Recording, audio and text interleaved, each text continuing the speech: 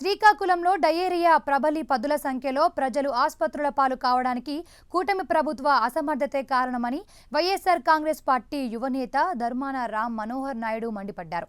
రహదారి మరమ్మతు పనుల వల్ల తాగునీరు కలుషితమవుతుందని తెలిసినా ముందస్తు జాగ్రత్తలు తీసుకోవడంలో యంత్రాంగం పూర్తిగా విఫలమైందని విమర్శించారు. అధికారులు, పాలకులు క్షేత్రస్థాయి పరిస్థితులను గాలి కొదిలేయడం వల్లే నేడు 32 మంది అమాయక ప్రజలు మంచాన పడ్డారని ఆరోపించారు.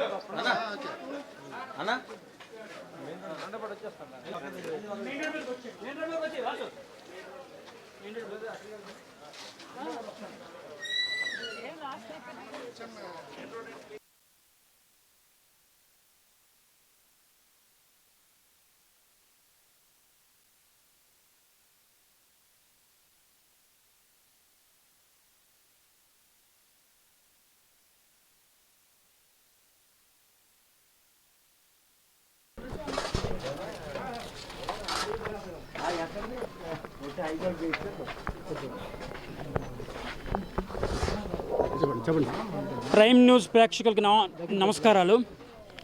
ఈ రోజున శ్రీకాకుళం కార్పొరేషన్ లిమిట్స్లో దమ్మల వీధి, గోల్కొండ రేవు, పెద్ద మార్కెట్ రోడ్డు, బోడెమ్మ కోవిలి, గుడివీధి ప్రాంతాల్లో డయేరియా సోకి ప్రజలు మంచాన పడ్డారు. హాస్పిటల్స్లో అడ్మిట్ అయ్యినారు.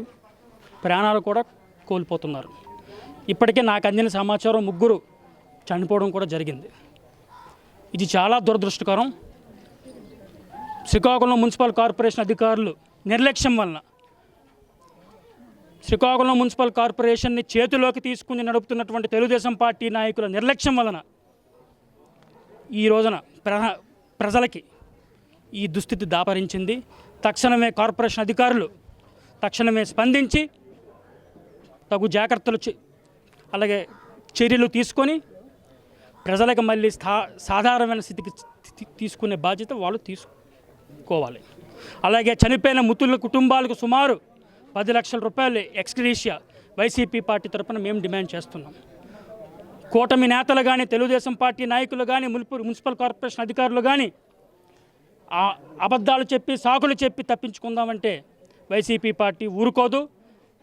పేద ప్రజల పక్షాన వైసీపీ పార్టీ పోరాటం చేస్తుంది. అందుకే ఈ రోజున మరి గోల్కొండ రేవు దగ్గరికి రావడం జరిగింది. ప్రజల్ని పరామర్శించడం కూడా జరిగింది.